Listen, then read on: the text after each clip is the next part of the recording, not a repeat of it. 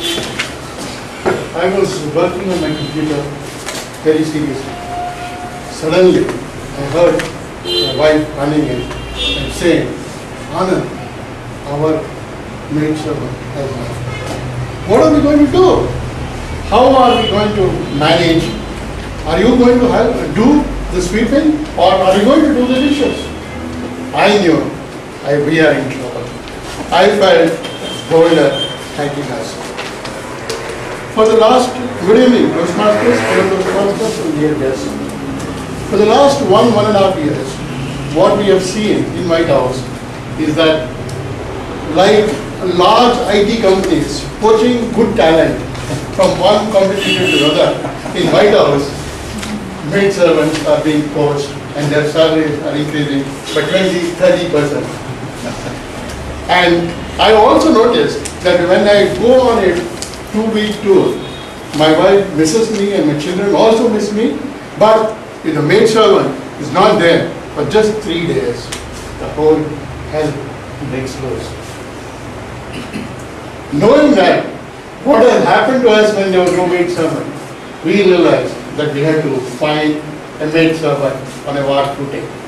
We started our search, we talked to our neighbors, we spoke to our security guards and started pulling strings. Like my wife spends time in the evening with her friends, she started to influence and find out which maid servant can be poached.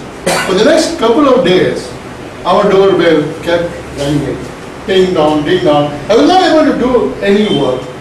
I can tell you, we must have interviewed 100 women as maid servants. But I just remember and give you instance of 3 people who came.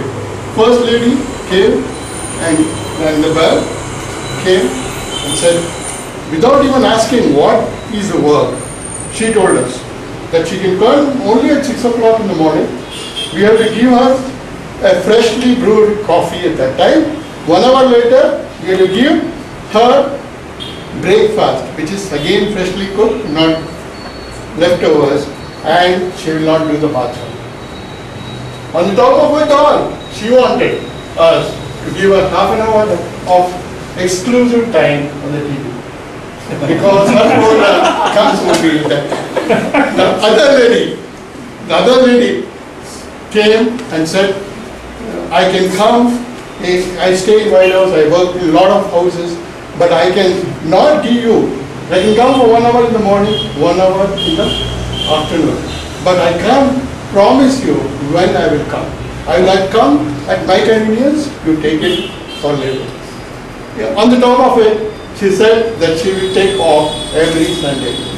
And once in 2 years, we will give her 1 month leave so that she can visit her native place. This was going on. Weeks had passed. The peace at home was shattered. Our daily walks for around White House had gone for a toss. Our family time together after dinner was not happening.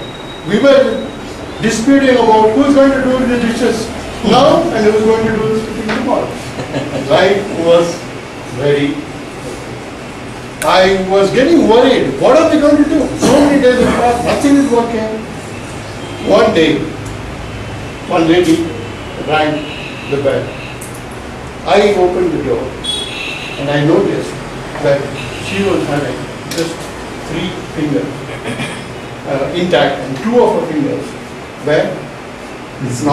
were missing. As it normally happens, we tend to see what is not there instead of what is there. So I also noticed that she has only 3 fingers on her right hand. She pleaded and asked her that, sir, I'm looking for a job for a long time and nobody is giving me a job because I am sort of disabled. Like I was happy internally and like beggars are not choosers, I knew that we have no choice.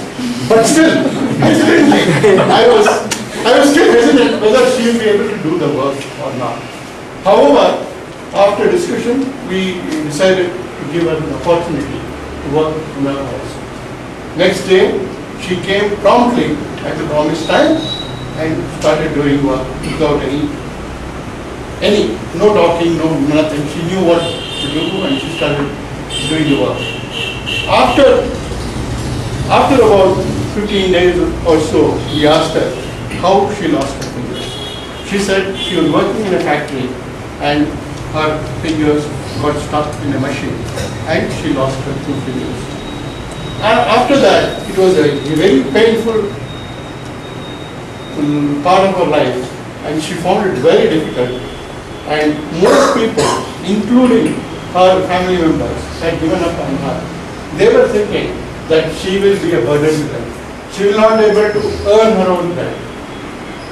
But this 5-year-old, a lady who was studied only up to 5th standard, who is illiterate, but I think not educated, is fully educated. She is illiterate, but she is educated, knew and wanted to stand on her own feet. She realized that physical disabilities cannot stop her. That any hurdle in her life she has overcome the toughest hurdle I think can face, because working for a person who is doing physical work, not having 2 fingers is not an easy thing. She compensates by using her other hand to do the good work. And she has been one of the most efficient, charming and a regular maid servant we have ever seen.